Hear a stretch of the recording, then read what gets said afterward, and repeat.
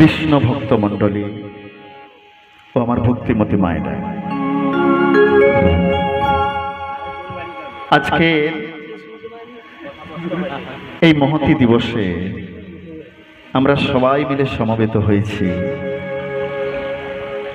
কিছু সময়ের জন্য গৌর কথা, কৃষ্ণ কথা প্রাণ ভরে আস্বাদন করার প্রয়াস। আমরা বর্তমান যে মাসটি চলছে, বৈদিক শাস্ত্র অনুযায়ী এই মাসের বিশেষ মাহাত্ম্য রয়েছে। এই মাসকে বলা হয় দামোদর মাস। এই যে আমরা বন্দনায় একটা শ্লোক বলেছিলাম, ভক্তমণ্ডলী মায়েরা, অচ্যুতম কেশবম কৃষ্ণ দামোদরম হরি নারায়ণম জানকী বল্লভম। দামোদর, দামোদর কাকে বলা হচ্ছে? দামোদর কাকে বলা হয় মা? কৃষ্ণকে দামোদর বলা হয়। কৃষ্ণের এক নাম দামোদর। প্রথমে যে শ্লোকখানা আমরা উচ্চারণ করলাম, আস্বাদন করলাম, এই শ্লোকটি বলেছেন কে? কলিযুগের ভগবান পতিত পাবন আমার গৌরাঙ্গ মহাপ্রভু। তিনি বললেন, নাম নাম কারি বহুধা নিজ সর্বশক্তি স্তোত্রার্পিত হ, নিয়মিত স্মরণেন কালহ, এতাদৃশী তব কৃপা ভগবন্ব মাপি দুর্দৈব মৃদিসম মিহা জনি নানুরাগহ। নাম নামকারী বহুধা নিজ সর্বশক্তি বলেছেন ভগবানের অসংখ্য নাম। তার মধ্যে আপনারা জানেন ভগবান কৃষ্ণের কতগুলো নাম? না, 108টা নয়, ভগবানের অসংখ্য নাম। তার মধ্যে 108টা প্রধান, যাকে আমরা অষ্টতর শত নাম বলি, তাই না? বিষ্ণুর কত নাম আছে? বিষ্ণুর তারও অসংখ্য নাম, কিন্তু বিষ্ণুর সহস্র নাম আমরা জানি। অনেক সময় স্তব স্তুতি করা হয়, বিষ্ণুর স্তব। ভক্তমণ্ডলী মায়েরা, তাহলে দামোদর আমার কৃষ্ণের আর এক নাম।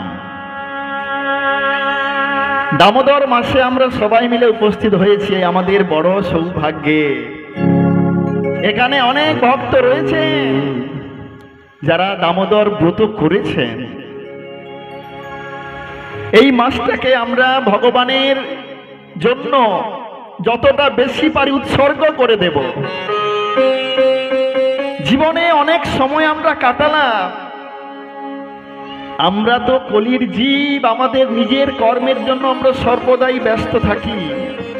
নিজের সংসার, পরিজন, আপনজন, নিজের কাজ নেই তো সর্বদা ব্যস্ত থাকি। এই দামোদর মাসে ভগবানকে আমরা একটু বেশি করে তার ভজন সাধন, গুণকীর্তন, নাম গুণাগুণ আস্বাদন করব, প্রাণ ভরে বলবো।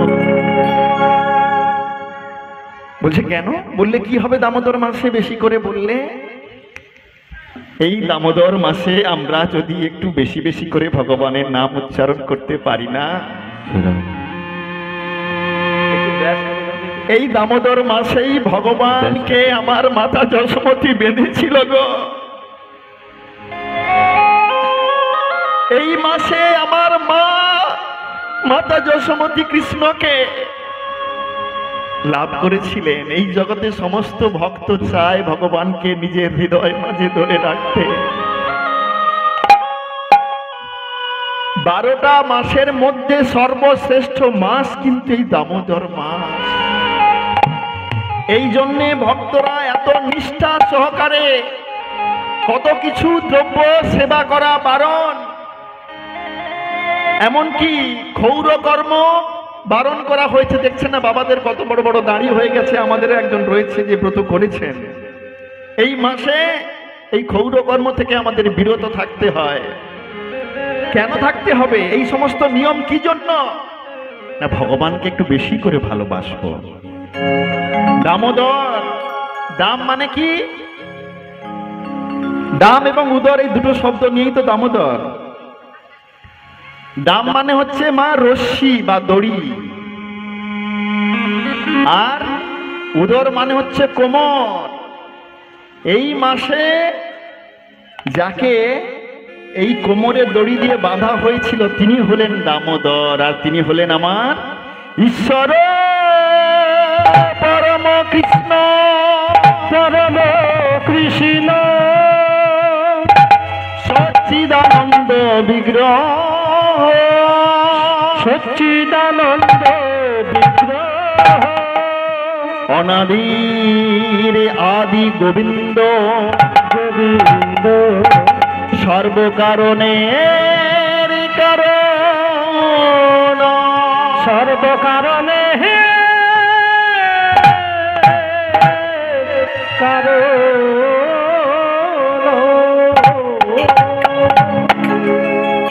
ঈশ্বর পরম কৃষ্ণ সচ্চিদানন্দ বিগ্রহ অনাদির আদি, অনাদিরও আদি। যখন এই পৃথিবী বলে কি জিনিস ছিল না, বিশ্ব ব্রহ্মাণ্ড বলে কিছু ছিল না, তখনও তিনি ছিলেন অনাদির আদি তিনি। আজকে এই পৃথিবীতে যত ঘটনা ঘটছে, যা কিছু হচ্ছে, সমস্ত কারণের কারণ তিনি। হ্যাঁ ভক্তমণ্ডলী মায়েরা, যিনি সমস্ত কিছু নিয়ন্ত্রণ করছেন সেই অনাদির আদি গোবিন্দ। এই দামোদর মাসে আমরা সমবেত হয়েছি, এমন একটি ভক্তের বাড়িতে আমরা এসেছি। এমন দিনে আর এমন মাসে হরিনাম আস্বাদন করা এমন ভক্ত সঙ্গে আমাদের কম পুণ্য ফল নয় গো। জীবনে অনেক পুণ্য করেছিলাম, তাই তো এমন ভক্ত সঙ্গ করতে সৌভাগ্য অর্জন করেছি। হ্যাঁ ভক্তমণ্ডলী মায়েরা, আমরা অনেক মানুষের সঙ্গ করি, কিন্তু ভক্ত সঙ্গ আমাদের সর্বদা হয় না। ভক্ত সঙ্গ করতে গেলে আমাদের কিছু স্বীকৃতির প্রয়োজন হয়। মহাপ্রসাদে গোবিন্দে নাম ব্রাহ্মণী বৈষ্ণবে স্বল্প পুণ্য বতাং রাজন বিশ্বাস নৈব জায়তে। মহাপ্রসাদ, ভগবানের প্রসাদ, মহাপ্রসাদ গোবিন্দের প্রতি, ব্রাহ্মণ বৈষ্ণবদের প্রতি আমাদের শ্রদ্ধা এমনি এমনি আসে না গো। কি করলে আসে না, তোমাকে জানতে হবে তুমি যে এখানে এসে এই যে নিচে বসেছো, হরিনাম বাসরে এসেছো, কত জন্মের কত পুণ্যের ফলে তাই তুমি আসতে পেরেছো গো। তাই আজকের এই দামোদর মাসে আপনারা সবাই মিলে সন্ধ্যের সময় ভগবান দামোদরের সামনে একটু আরতি করবে। হ্যাঁ ভক্তমণ্ডলী মায়েরা, যতজন উপস্থিত রয়েছেন আজকের এই হরিবাসরে, এই দামোদর মাসে যদি আমরা দামোদরের সামনে আরতি দেখাতে পারি, বলা হচ্ছে তোমার সপ্তকল্পব্যাপী ভগবত ধামে বাস হবে, সপ্তকল্পব্যাপী। আর এই সংসারের জন্মচক্রের মধ্যে তোমাকে আর আবদ্ধ হতে হবে না, তুমি মুক্ত হয়ে ভগবানের ধামে চলে যাবে। তোমার মধ্য থেকে সমস্ত অশুভ গুণ দূরীভূত হতে চেষ্টা করবে, কাম ক্রোধাদি এই সমস্ত গুণগুলো তোমার মধ্য থেকে দূরীভূত হবে। এমনকি ব্রহ্ম হত্যা জনিত পাপ থেকেও আপনি মুক্তি লাভ করতে পারবেন। আর আপনার যে বাড়িতে, যে বাস্তুতে ভগবান দামোদরের সেবা হবে, আরতি হবে, বলছে সেই বাস্তুতে ধন সম্পদ ঐশ্বর্যের অভাব হবে না, এবং পুত্রকামী মানুষের সুপুত্র লাভ হবে যদি আমরা এই মাসে ভগবান দামোদরের সামনে একটু আরতি দেখাতে পারি। নিতাই গুরু গৌর প্রেমানন্দে আনন্দে হরি হরি গৌরাঙ্গ হরি বল, হরি বল বলিতে হবে।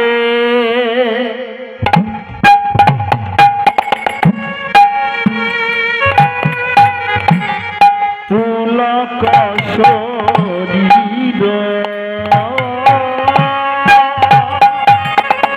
ওই গৌরাঙ্গ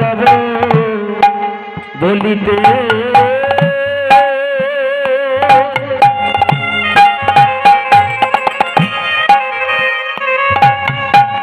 আজ গৌরাঙ্গ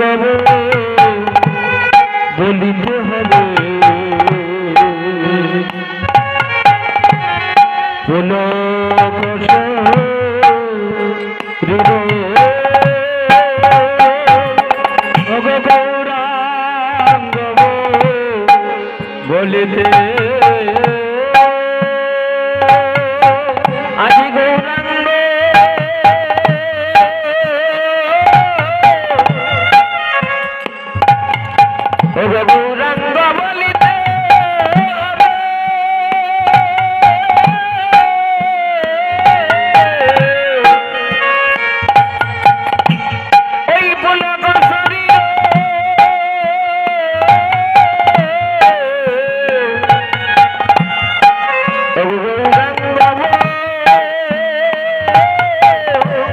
বলিতে হবে ও গৌরাঙ্গ বলিতে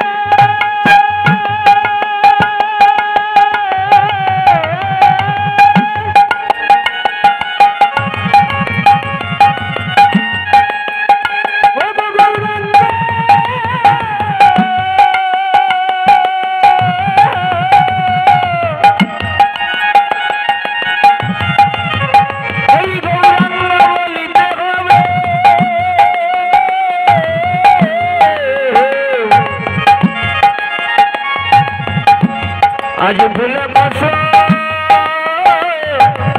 কসরি গৌরাঙ্গ বলিতে হবে ও ভুলে বসো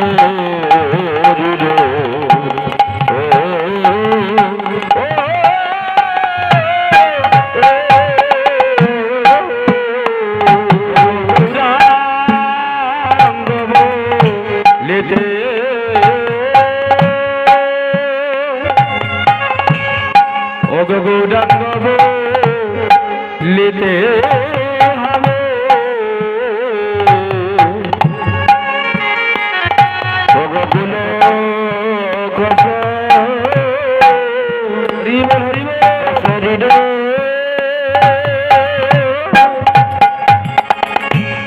হরি হরি বলিতে ন অনিবহে নির হরি হরি বলিতে নয়নে বহে হরি হরি বলিতে ন অনিবহে নির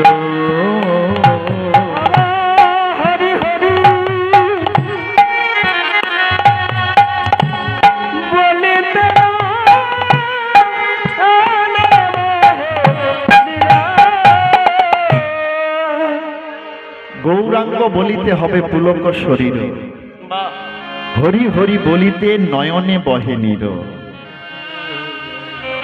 আমরা অনেক হরিনাম শ্রবণ করলাম, অনেক হরিনাম গাইলাম, কিন্তু এই হরি বলতে গেলে আমার নয়নে তো অশ্রু আসছে না।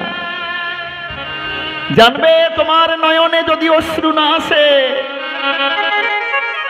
অপরাধ আছয়ে প্রচুর। আমার এই হৃদয়টাকে এখনো কিন্তু পবিত্র করতে পারলাম না। পবিত্র হলো না বলে আমাদের নয়নে অশ্রু এলো না। হরি বল হরি বল। যখনই তোমার এই অন্তর থেকে সমস্ত কামনা বাসনা দূরীভূত হয়ে যাবে, দেখবে হরি বললেই নয়ন থেকে অশ্রু বিগলিত হবে।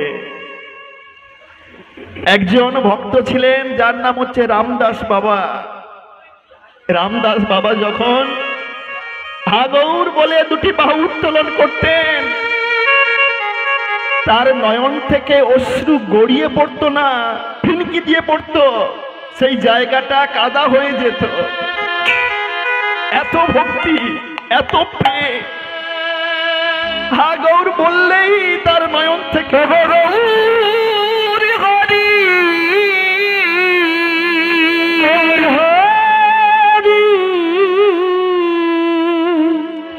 একেবারে কৃপা করবো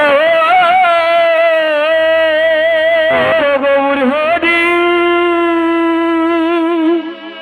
গৌর হরি।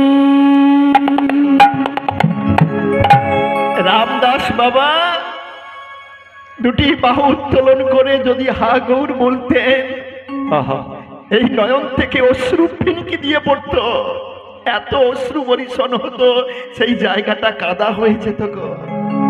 হ্যাঁ, একজন ভক্ত এসে জিজ্ঞাসা করছেন, আচ্ছা বাবা, আপনি এই দুটি বাহু তুলে যদি হরি বল বলেন, আমার গৌরের নাম উচ্চারণ করেন, তাহলে আপনার নয়ন থেকে এত অশ্রু, আপনার নয়ন থেকে এত অশ্রু কোথা থেকে আসে? রামদাস বাবা কত সুন্দর কথা বলছেন।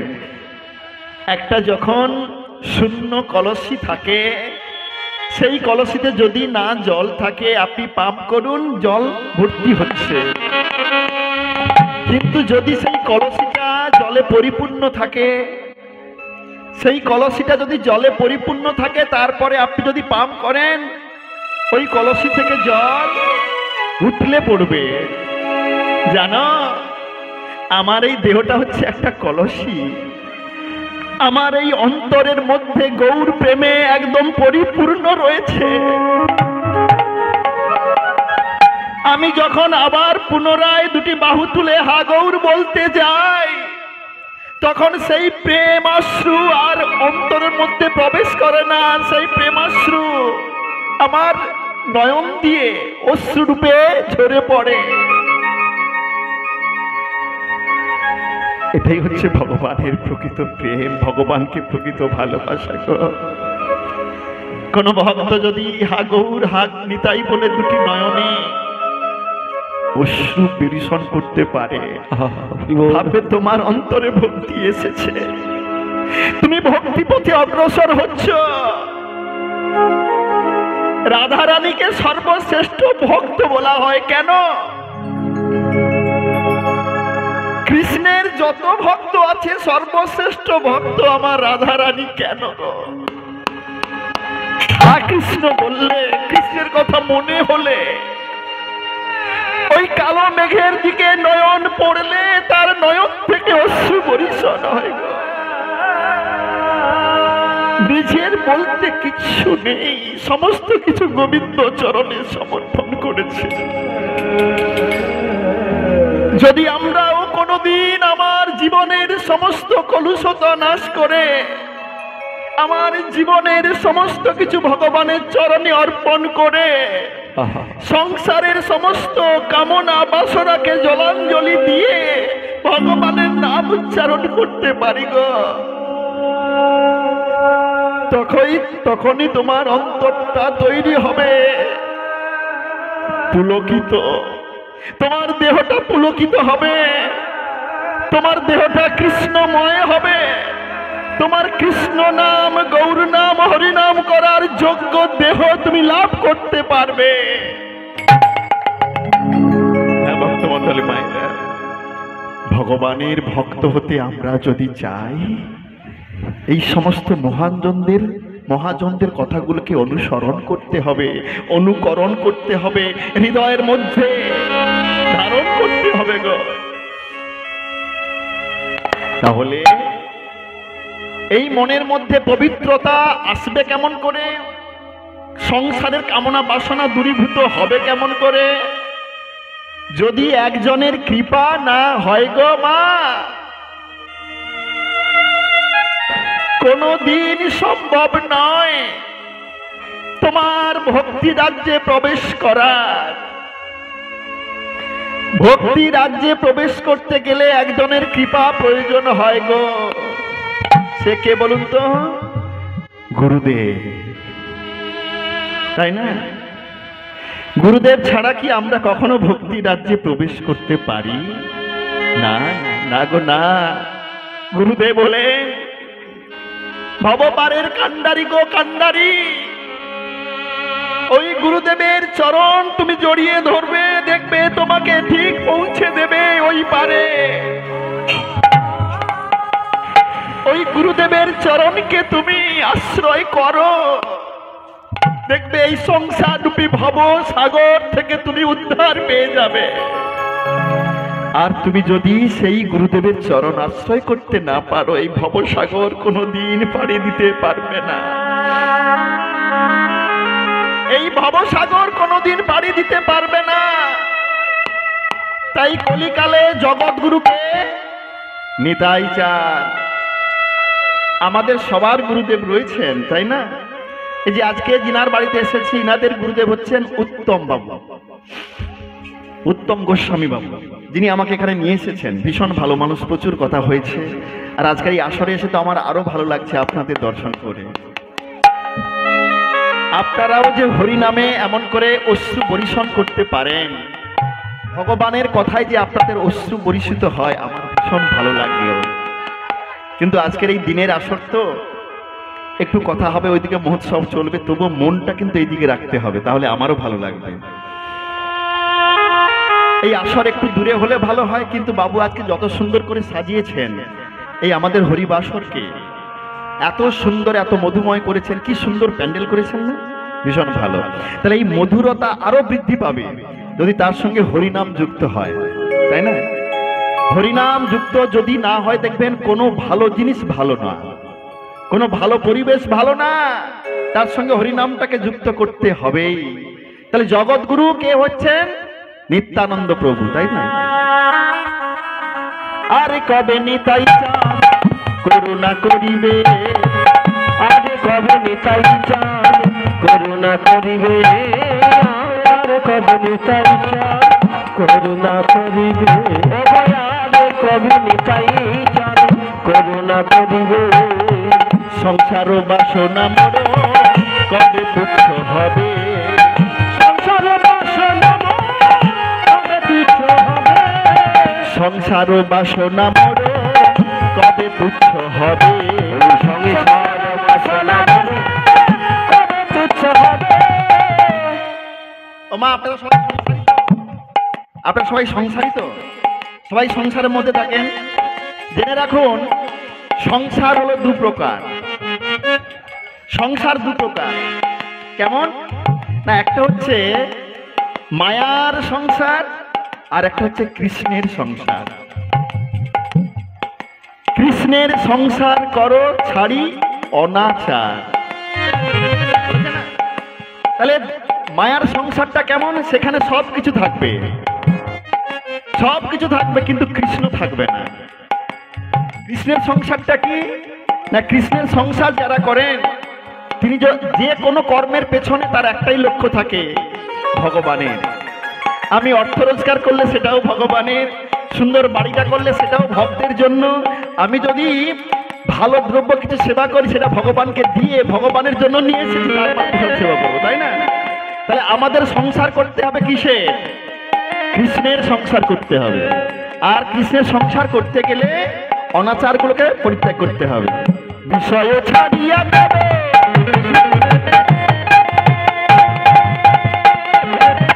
তোরা দেখে যা, দেখে যা,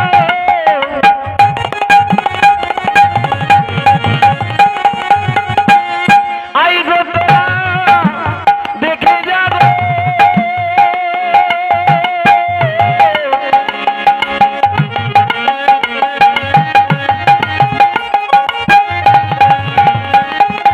দেখে যাবে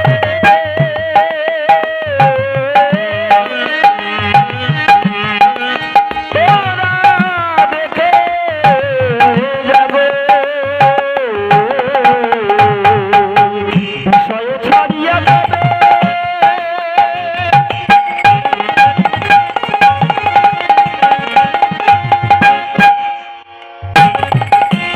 শুদ্ধ হবে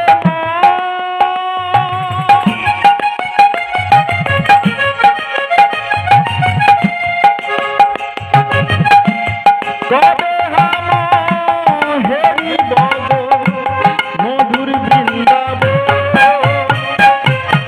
বিষয় ছাড়িয়া যাবে,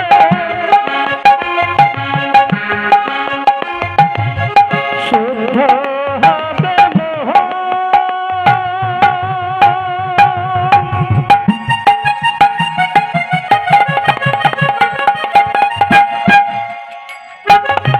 কবে হবে হেরি বসু মধুর বৃন্দাব,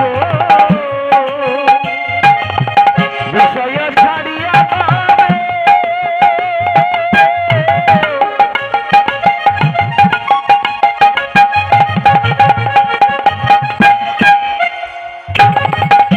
মধুর শুদ্ধ হবে মন,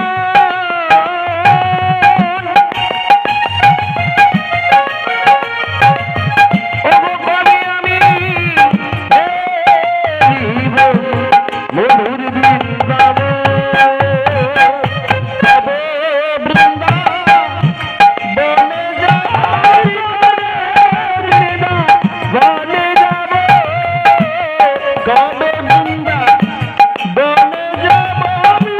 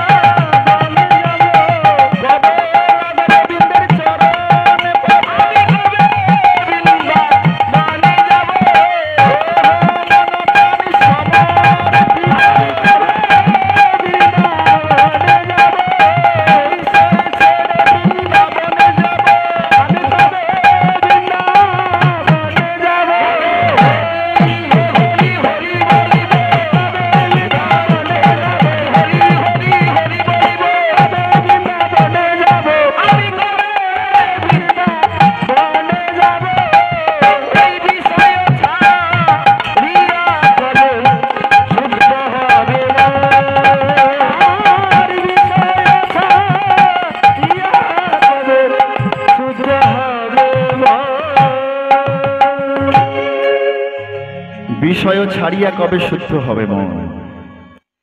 এই বিষয় যেটা আমরা পেয়েছি আজকে, এই বিষয় কিন্তু আপনি সঙ্গে করে নিয়ে যেতে পারবেন না, তাই না ভক্তমণ্ডলী মায়েরা?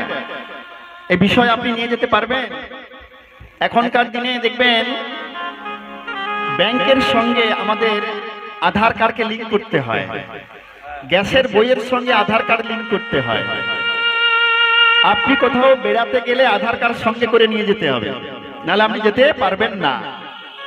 আধার কার্ড যদি না থাকে তাহলে কিন্তু আপনি এই রাজ্যের বাসিন্দা নন। আধার কার্ড যার আছে সে হলো এই রাজ্যের বাসিন্দা। ঠিক সেরকম ওই ভগবানের রাজ্যে যেতে গেলেও তোমাকে একটা আধার কার্ড বানাতে হবে।